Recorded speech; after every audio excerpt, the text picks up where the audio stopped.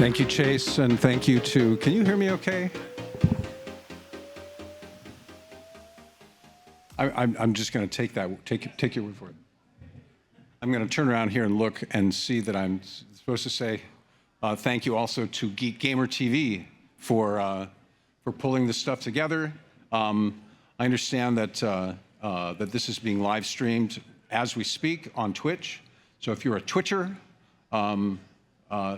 not looking at any of you here in this room for that because you're here and not doing anything on Twitch, but if you happen to be on Twitch, and if you're a Twitch kind of a guy, and you're hearing me, I guess you'd be on Twitch if you're hearing me right now and not in this room, wouldn't you? Wow, I'm putting this all together.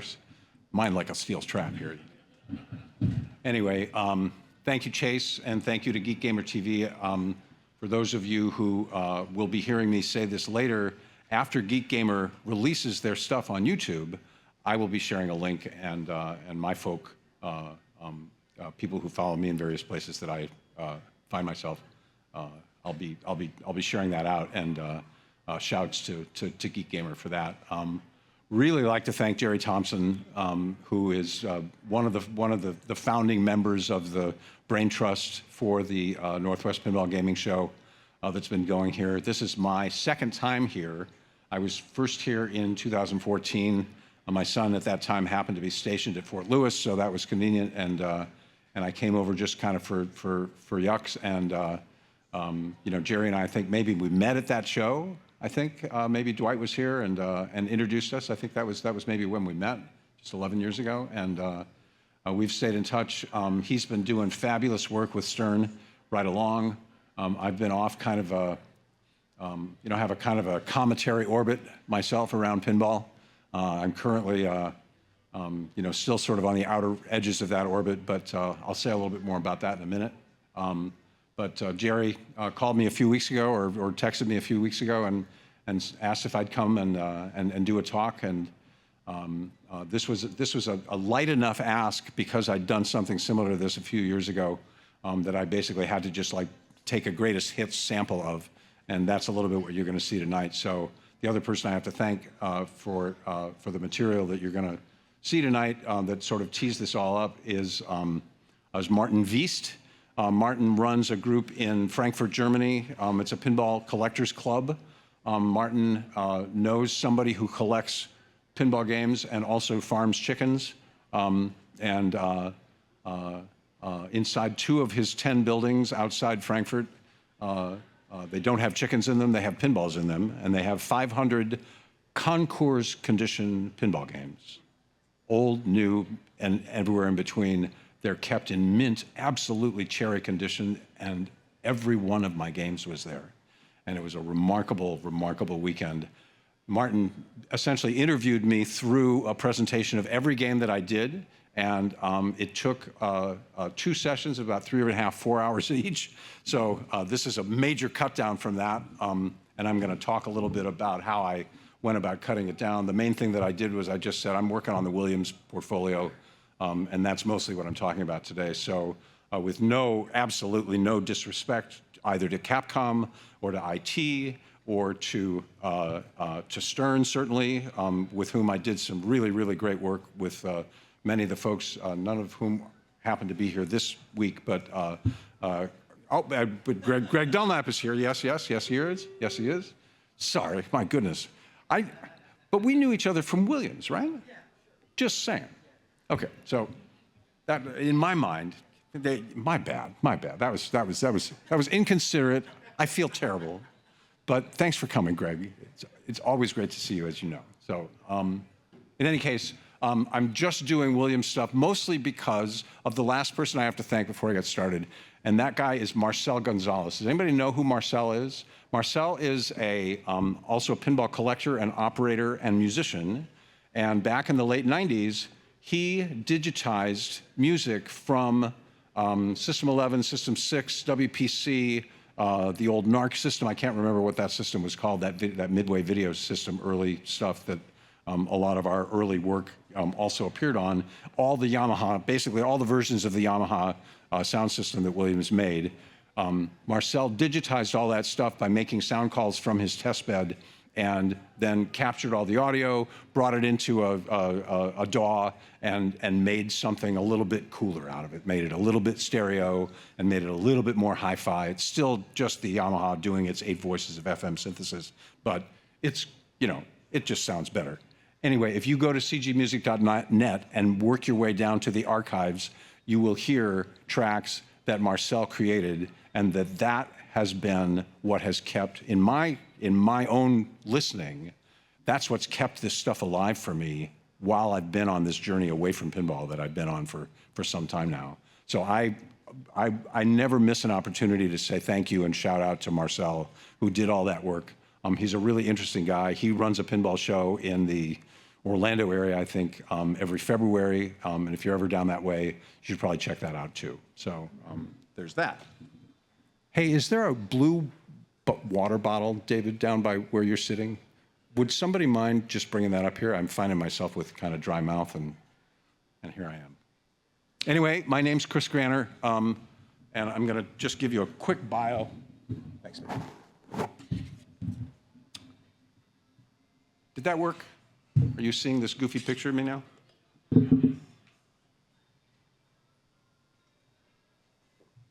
So, my father was a church organist and a high school English and music and drama teacher. When I was 1.5 or 2 or something like that, he took a job as a music director at a giant Lutheran church outside of DC, in Silver Spring, Maryland. And that's where I started my musical life, singing hymns with my mom in the pew. She'd sing alto, I'd sing tenor. Dad would be playing all the other parts on the organ, and the congregation would be following along as best they could. That's kind of how that's the story we told anyway. And so harmony, vocals, inner voices, counterpoint, and things like that were something that was a language that I was speaking before I realized that there was a language with music. And when I first started doing music theory, I was like, oh, I know this stuff from children. I mean, I literally knew this stuff from about the time that I was learning to talk. I learned this musical language. And so that really kind of informed everything that I've done in music and in pinball and any other of my sort of musical pursuits, right along. Fairly important. I ended up in music school at the University of Illinois in Urbana-Champaign. Right? ILL? INI? Thank you. A place that, among also having kind of more or less mediocre sports teams during my time anyway, was one of the places that invented 2 or 3 pretty important aspects of computer music. And so the computer music scene there was pretty special. There was a lot of support for it across the campus. And I happened to get into sort of one little sort of niche of that scene. It was pretty great. I learned programming along the way. We did experimental music. We didn't entirely agree with Milton Babbitt when he said, "Who cares if you listen?" But we were definitely interested in making experiments.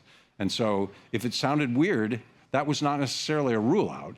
So weirdness was not a rule out. And that's kind of a rule.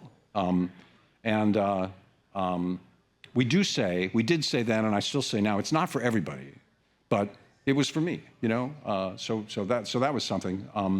It turns out that I came out of that scene with enough programming skills to act like a programmer enough so that I had a couple of different software shops hire me along the way.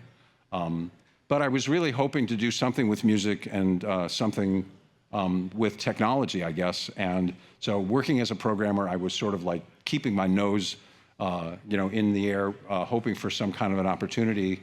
And one came along from Williams right at the point where they put the first Yamaha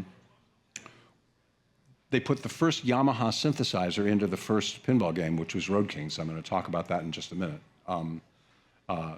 And from that point going forward for the next 2 or 3 years, I and the game designers and the programmers that we worked with, along with people like Brian Schmidt and Rich Carstens and Dan Forden and Robin Seaver and John Hay, Paul Heitch, eventually Matt Booty came along. We invented the modern pinball soundtrack. And that soundtrack is the one that you guys are still listening to today. That's, you know, it's funny, and it sounds somewhat boastful to say that in this crowd with the people that, you know, that are here who continue to practice the art. But that really was where it was happening. And I was so just unbelievably blessed and lucky to be there working with those designers and working with those programmers and those other cats. So it was an amazing place. Yeah, don't regret it for a minute. I left there in '95 and went on to Capcom Coin-Op. We were there for about a year and a half. Took a little sabbatical, went over to IT, did a round of Golden Tee Golf with those folks. Things didn't really go so well for me there, and eventually I found myself wishing that I was dead and taking a call at about midnight one night from Pat Lawler, who said, "Hey, I've got a great idea. Do you want to come and do a pinball game on the side?" And that was Monopoly, and it was for Stern. It was Pat's first game for Stern. This was in 2000, late 2000, early 2001. And for the next 5 years, I did most of what Stern did at that point. So I had a whole round of game at that point, and that was pretty great. At that point, I suffered a true crisis of confidence and actually left the business altogether and became a financial planner. What was I thinking? What was I thinking? Doesn't matter. It was a strange sabbatical. I again found myself in 2010 wishing I was dead, and found my way. No, I got a call from somebody who said, "We're doing the 30th anniversary of the Addams Family game. We're getting all the old people back together at Expo this year, and you know, come and tell stories." So I came and I got there a little late, and I found the room where the hall was and opened the door, and there were like 1,000 people in the room.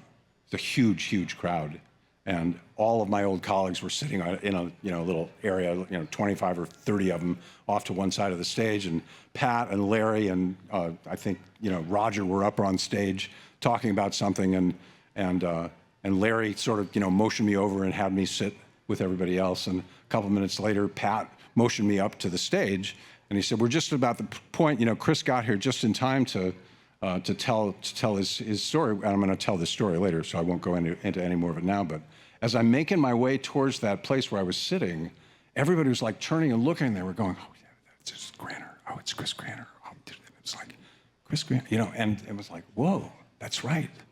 They like me here."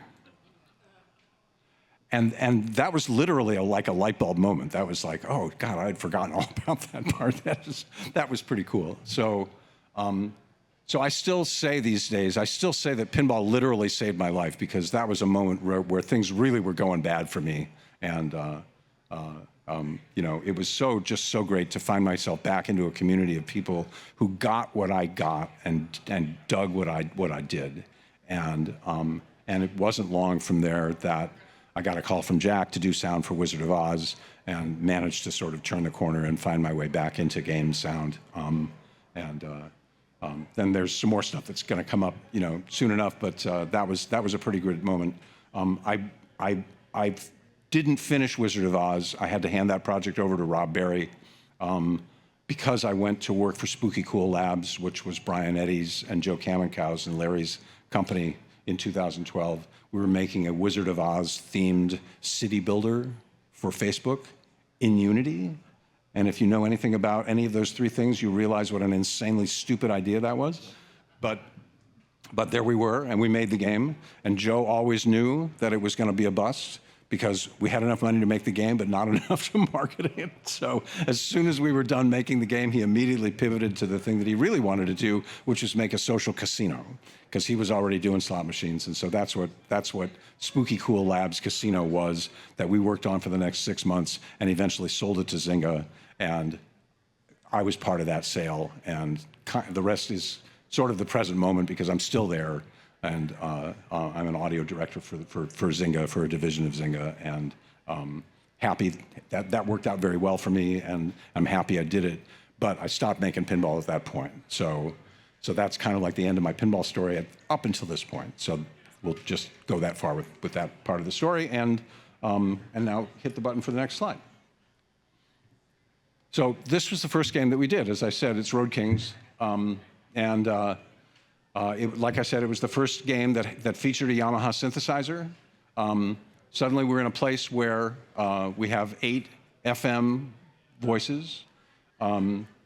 We still have the 6800 and the 8-bit DAC playing the algorithms that Eugene Jarvis and his band of merry men created by throwing random numbers at a random number processor of various kinds. And the best results, the best random numbers of those things were stored by somebody's, coming out of a Coke, infused haze and saying, oh, FE, man, write that down, that was a good one, And so FE over and over and over again. It was the lock sound in Firepower, right?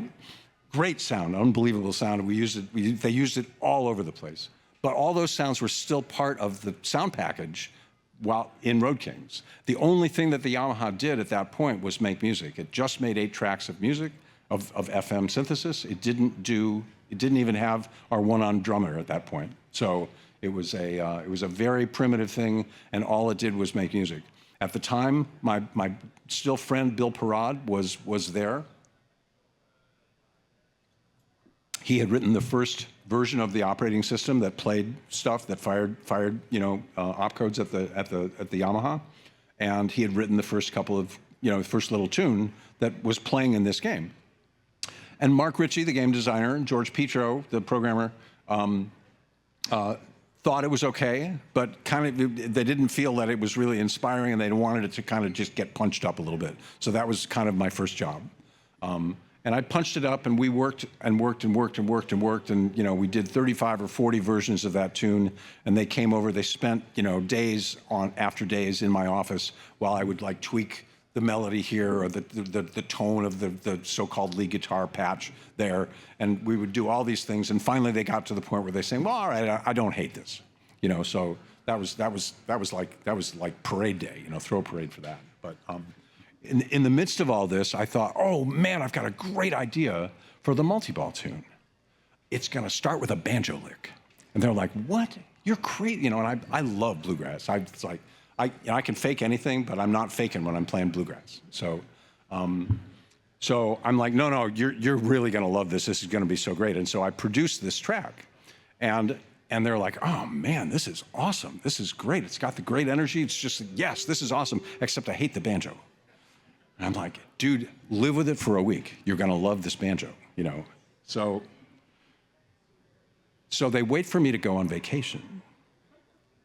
And while I'm on vacation, they go back to Bill and they go, Bill, find something to replace this banjo. This banjo's gotta go. And the lesson that I took from this was that even way, way back then, they knew that I was not somebody that they wanted to argue with. And it is still true to this day, they don't want to argue with me. They'd see me coming down the hall and they turn around and go into an office or something like that. Anyway, back in those days, all we had for documentation and things like that was our own sort of wits and the random things that were laying around the studio. And what was laying around the studio at that time was this little tape that said cassette tape that said on the front, Biker McBad motorcycle sounds. And it was Steve Ritchie recording the sounds of his motorcycle and doing revs and drive-bys and all this stuff on his motorcycles for Mark for his motorcycle game, his Road Warrior game, which is basically what Road Kings was about. I took that tape over and I used it for the first 6 months or so that I was at Williams to capture various little things that I'd made. I just ran off a quick cassette copy of this stuff. And fortunately, I happened to record a version of the original, the OG Road Kings multi-ball song, and it goes a little bit like this.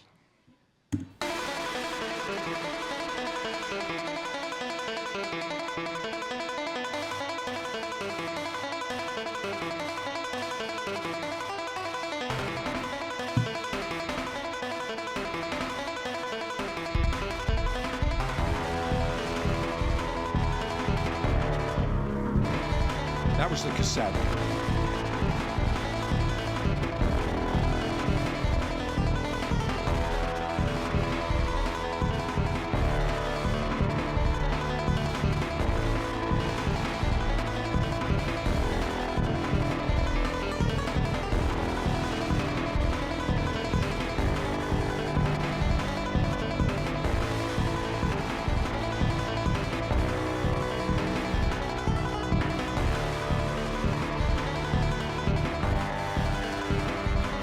This is where the version that made the game starts.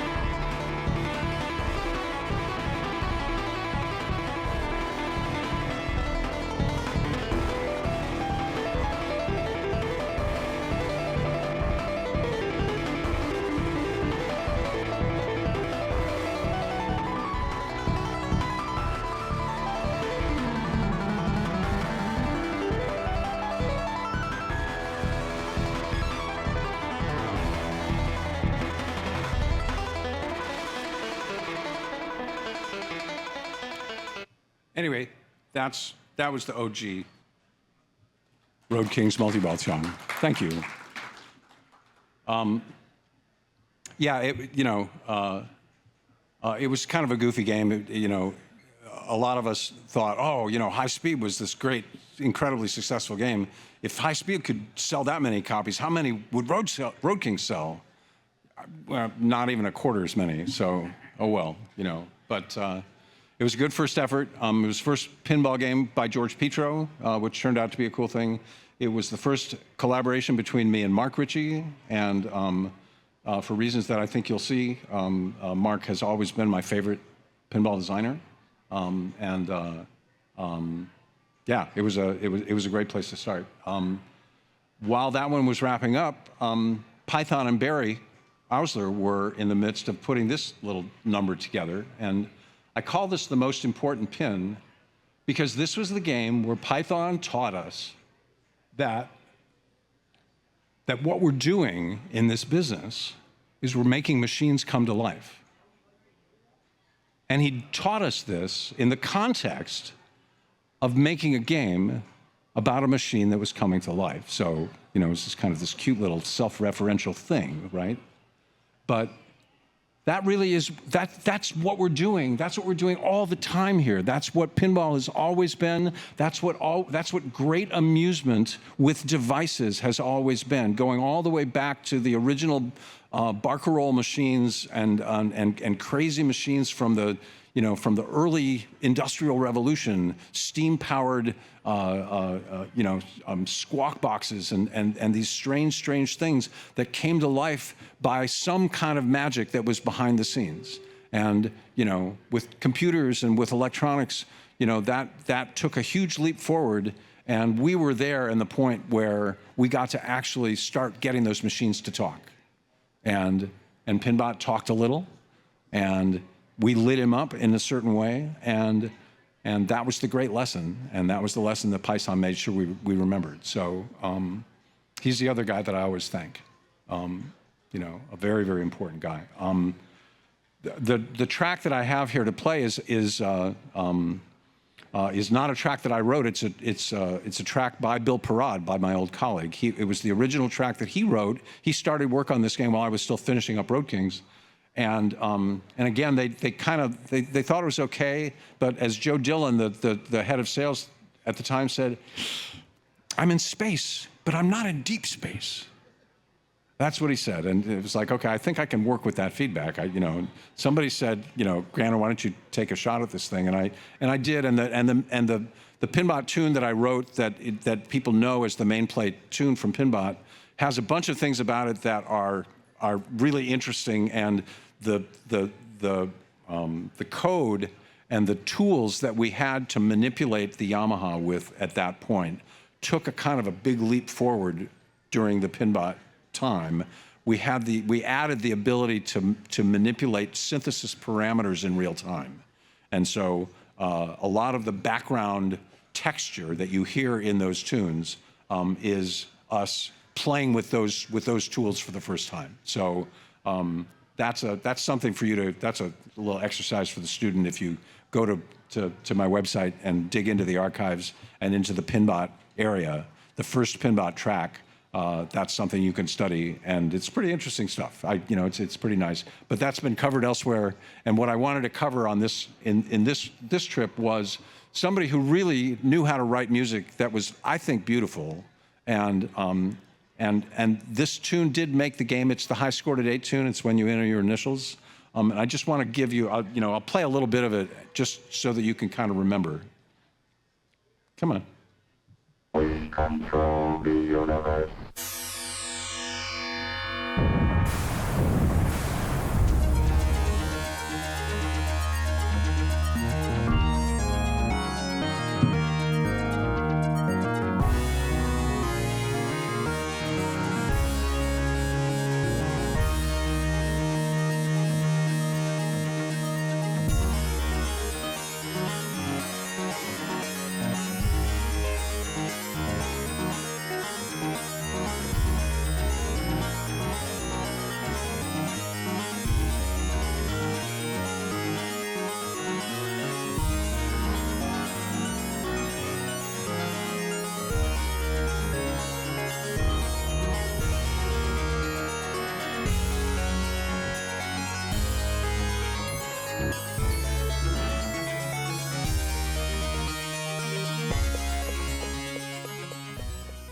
Anyway, Bill Parrott, ladies and gentlemen, a great guy.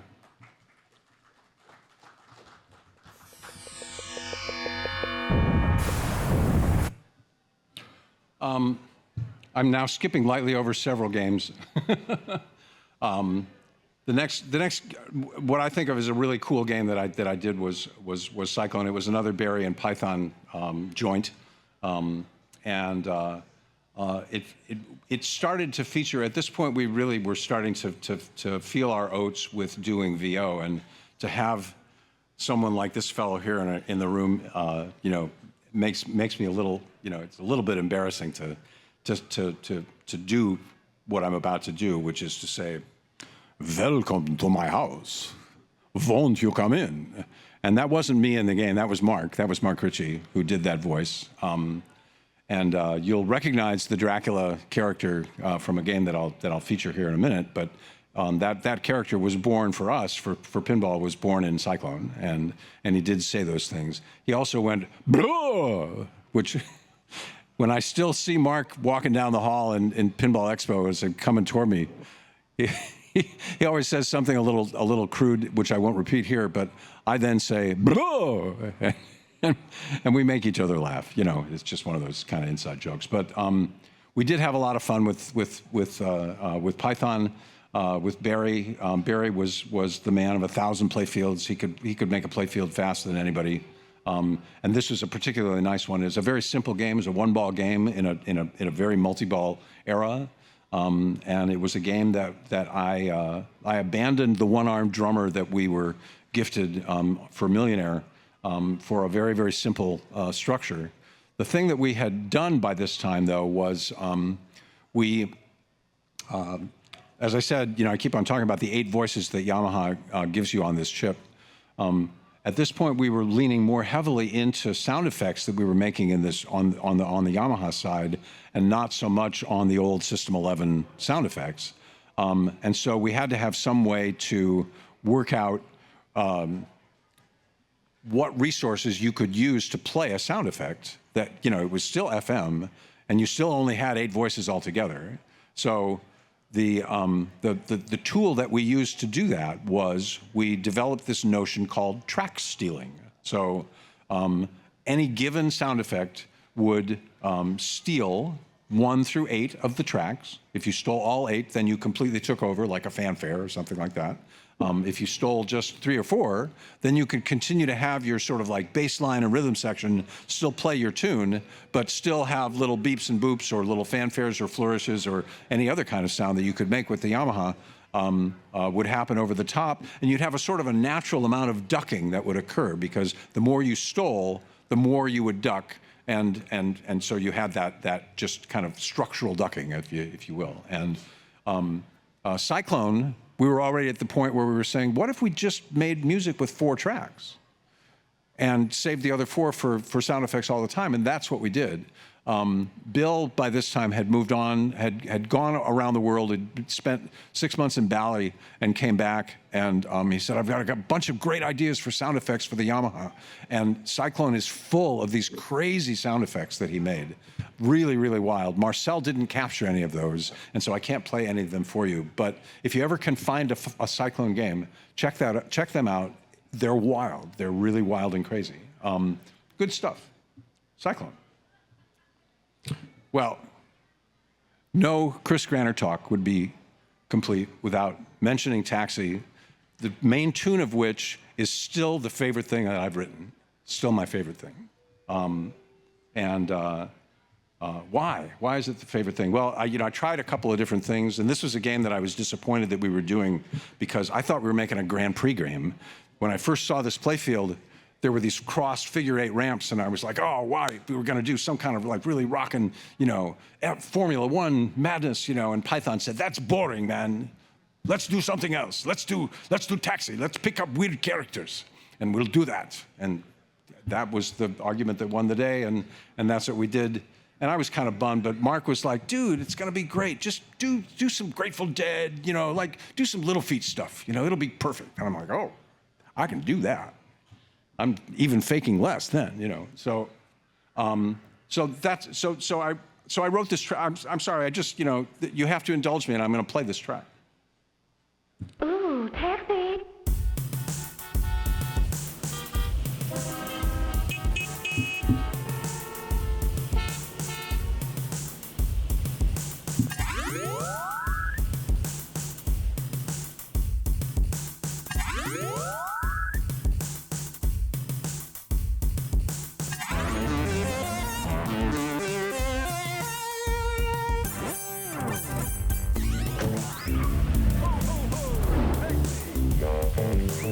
Hey, all right, Taxi. Look at for me ride.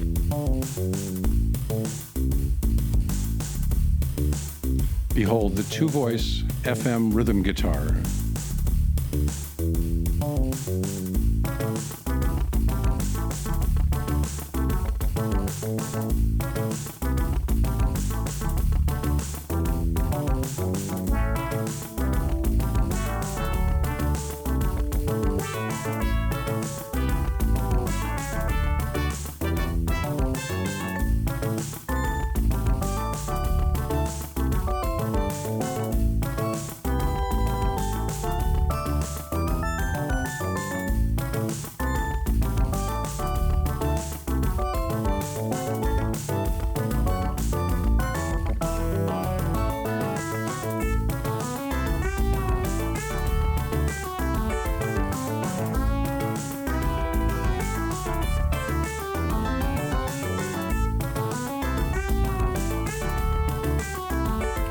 And I'll have you know, I can play this on the guitar.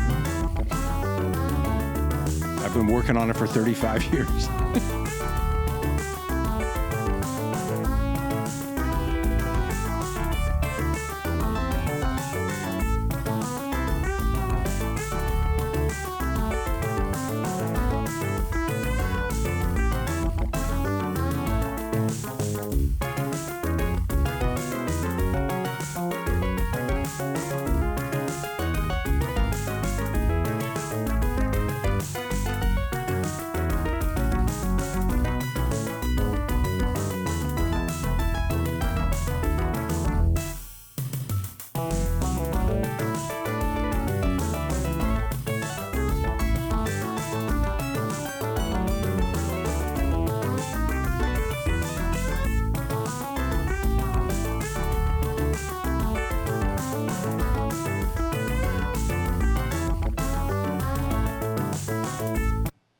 Anyway, thank you.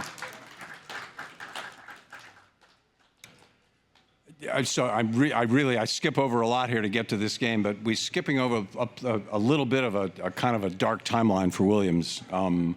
After Taxi, things got a little rough in the sales department, and we had just bought Bally, so it was tough. It was kind of goofy times, and sales being off, and overhead suddenly being a lot higher, and a bunch of other things, kind of not going great. And we went through a period where they thought that they had to save money, and they started taking things out of the games, and the games started to get less and less complicated. And well, that was not going in a good direction at all, and Pat knew that, and so Pat figured out a way to get a bunch of very, very cool toys, as we know, back onto the pinball playfield, and that's what he did with Funhouse. How he went about doing that is a story that has been told a number of times, but suffice to say that the original bill of materials for the Rudy head bore no resemblance to the one that ended up being what was actually manufactured and what it actually cost. Never would have flown through that production in at that time. But Funhouse was a truly amazing game. The voice of Ed Boon as Rudy, immortal reading that took us, I think, a good solid dozen or 15 tries in the studio before Larry and Pat were happy with the way that Ed was consistently delivering the lines. And people who know that game know now that it's this is like an immortal script, this amazing script. We fussed, we worked hard to make that happen. And we did it, this is still in the days of CVSD, Harris World War II analog technology, speech encoding that sounds so bad, just sounds so bad. But we managed to make that stuff sound pretty good and intelligible enough for pinball, as it turns out. As Rudy says, "Hey, bucko, it's only pinball." Pretty great stuff. Yeah, Funhouse. We gotta give underappreciate, and we gotta give credit to very underappreciated art that every player is given a nickname. Yes. No one gives that enough credit. I swear. Hey, bucko. Hey, Chucky. Good stuff. Good stuff.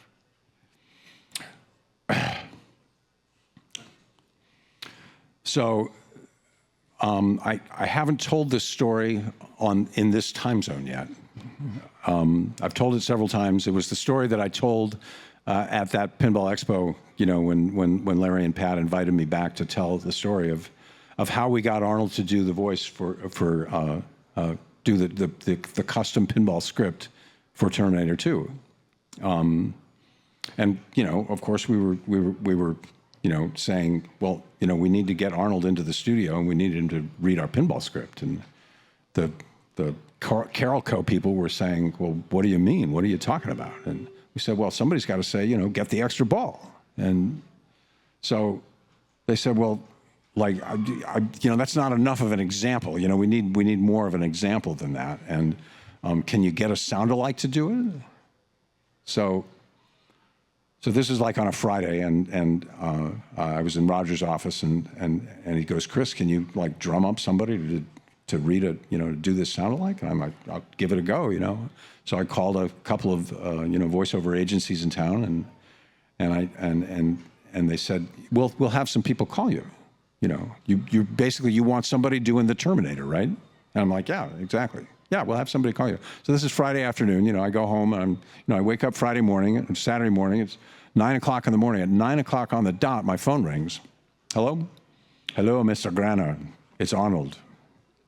And I'm like, oh wow, I guess you're one of the people. He goes, yes, I'm supposed to read your pinball script. And I said, okay, well, so say get the extra ball. And the guy goes, get the extra ball.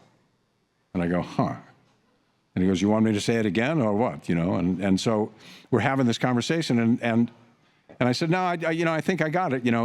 Tell me your name, and I wrote down his information, and I thought, oh, maybe, I don't know, So I hang up. 2 minutes later, my phone rings again. Hello, Mr. Granner. It's Arnold.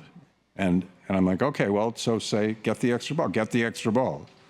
I'm like, man, I don't know. It's like, I'm not sure that I'm really feeling it. You know, I'm not sure in my own mind that that's what it would have sounded like, you know. Meanwhile, beep, beep, I get a call waiting. So I'm like, hang on a second. Hello, Mr. Granner, it's Arnold. So now I've got two Arnolds on the phone. And I go, okay, so tell me, get the extra ball. He said, get the extra ball. Turns out this is Fred Young.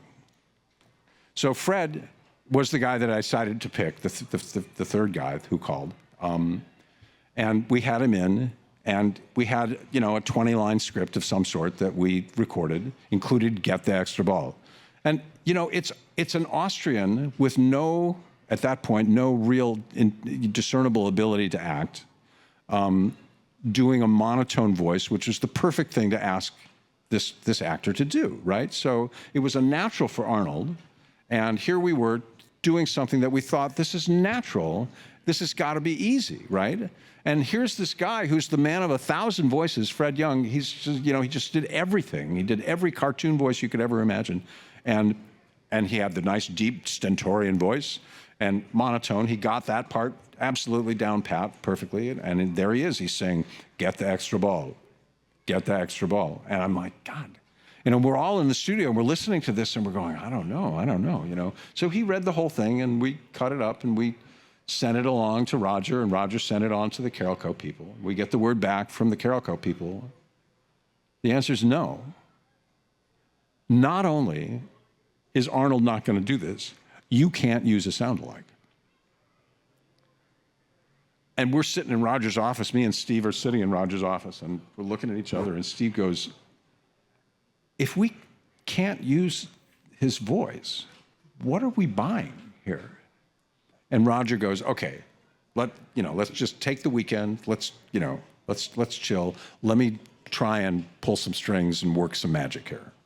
Well, Roger went and worked his magic, and he got Mario Casar, the exec producer of Carolco, to go out to Arnold's ranch and wherever the hell they were at that point, and basically talked him down off the ledge. Look, Arnold, it'll be easy. We'll do it in your trailer. We'll do it on break. It'll take 20 minutes. It'll be the easiest thing you ever done. You're going to get a pinball game, and you're going to love it. It's going to work out. Don't worry about it. Just kind of humor me on this one. And somehow Mario talked him into doing it, so he does it. And he does it, and they were actually shooting the T2 movie at that point. They were shooting the scene with the tanker truck in the warehouse in San Francisco. And so they were up in the Bay Area and they were shooting this thing, and it was on set at that time that they did the session. And Lee Orloff was the recordist for the film. He did the recording. He did it onto DAT. He used some $9,000 Telefunken Insanity for one channel and this beautiful U67 tube Magic Neumann for the other channel. So I had these two just epic mono tracks of Arnold's voice delivering this stentorian thing. And he gets to the line that we all wondered about, and he goes, "Get the extra ball." And we're like, it sounds exactly like Fred. It sounded exactly like Fred. He totally nailed it. But what did we know? We didn't know what Arnold was going to sound like when he said that. It just didn't sound right to us. And then when Arnold said it, it was like, okay, that's what it sounds like. So everything else he said, lock sequence initiated, take your best shot, fire, you missed. And all this stuff that's just like now this is just like emblazoned in all of our hearts, this game, this fabulous game. And and he does this session, he does it perfectly. Lee is a master. He catches, like at one point he goes, wait, truck. And I'm like, there was? And I wound back the tape and I'm listening, wow, I totally would not have caught that. So beautiful job, professionals from top to bottom. It was just great. And we're, the whole team is in the studio listening to this tape as we're doing it. And we get to the end and everybody's like, wow, that was awesome. And Lee, you hear Lee go, so anything else? And Arnold goes, yeah. Fuck you, asshole. It wasn't it wasn't in the script, but he said it. And I personally felt like he said it straight to me. And everybody in the room just turned around and went, ooh! And it was the first It was the first cutout that went into the ROMs. It was the very, very first thing. And anybody who has a T2 at this point, if you don't have the fuck you asshole ROMs, you're missing out. You are. You really are. So that's the story of when Arnold Schwarzenegger said fuck you asshole to me. So there you have it.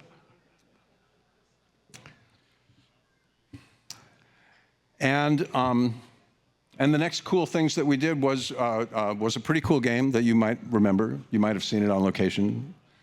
You might have had trouble getting it off location because it kept on, we'd put a new game out there and it would do great for a week and then everybody would go back to playing the Addams Family. Everybody just loves this game to death. And it is a truly spectacular game. We kind of invented modes with this game. The rooms in the house thing.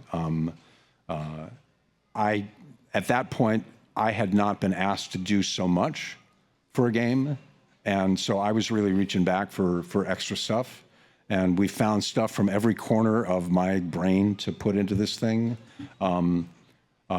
We had a lovely recording session with Raul Julia in New York City. That was very fun. He's a very interesting guy. He was absolutely deadpan. I thought he was high. I thought he was like on opioids or something like that. Because he would like sit there and he would have this completely blank expression, no affect whatsoever. And I would be giving him the context, Jerry, you were describing, giving context for the actor.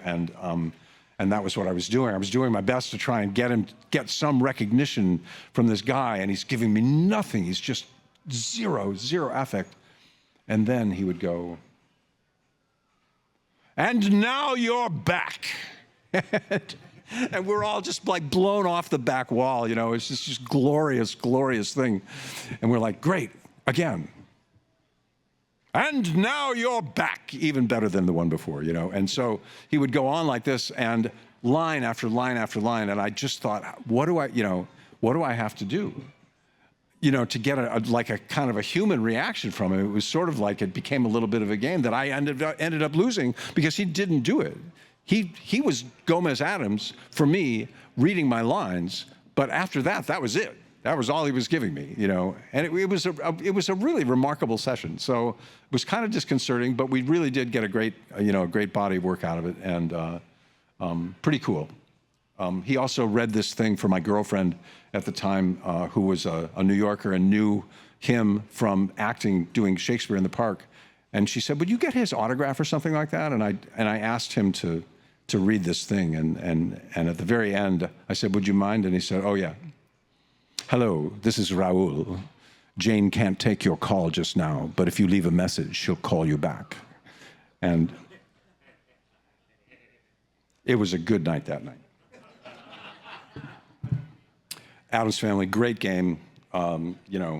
Really everything came together with this one. Really, really fine work. This is my favorite pinball game.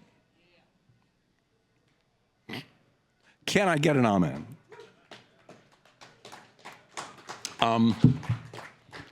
Gone fishing, leave a message. That was, that was a joke. And the better joke was the one that Mark then said, if you didn't launch the ball, within a certain amount of time, where he goes, "You gonna talk or you gonna fish?" Do you know that joke? It's about a guy who the Fish and Wildlife Service sheriff hears is out there catching fish, and he thinks he's doing it illegally. So he goes out with the guy, and they, he's the nicest guy in the world, and they're out there, and it's a beautiful day, and they're out on their bass boat, and he gets out into the middle of the stream, and he reaches down into his cooler, and he pulls out a stick of dynamite, lights the stick of dynamite, and throws it overboard, and up to the surface floats 100 fish. And the guy goes, "Dude, you can't do that. That's pure illegal. That's what we're talking about here." The guy goes, "Ha!" And he reaches into the cooler again, and he pulls out another stick, and he lights it, and he gives it to the guy, and he said, "You gonna talk or you gonna fish?" That was the joke, and that's why it says that. This is short, I promise.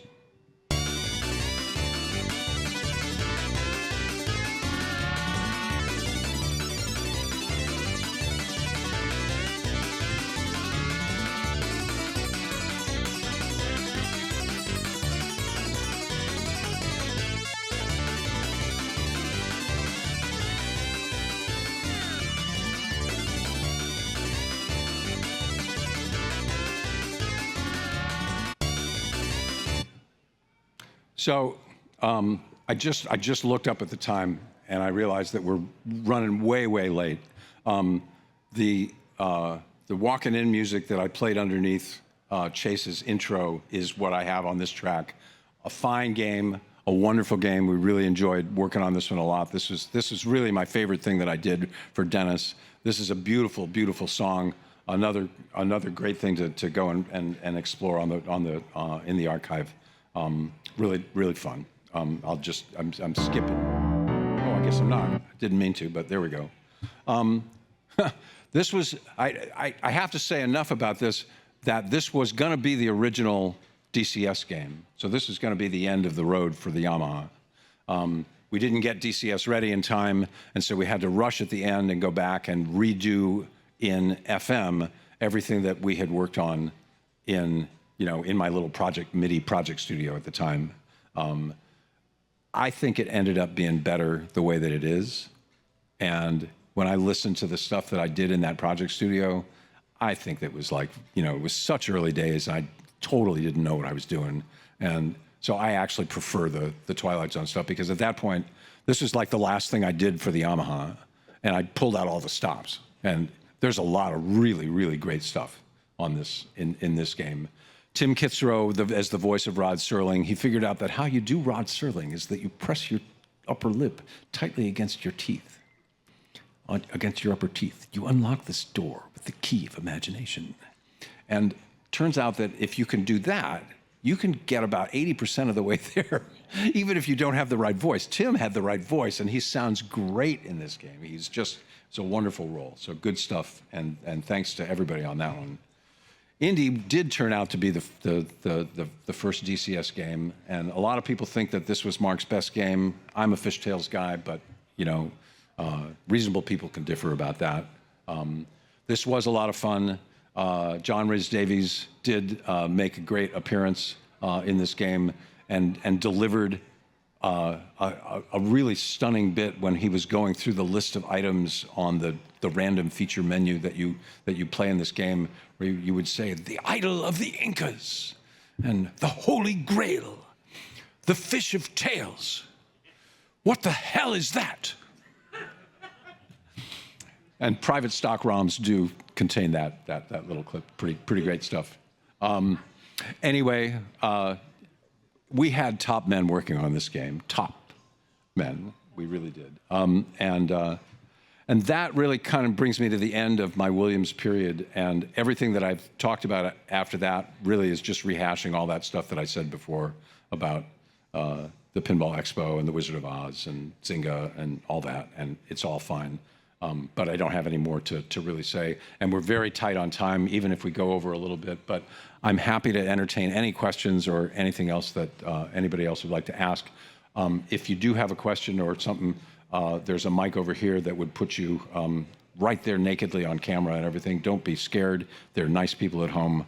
And then we can all hear your question.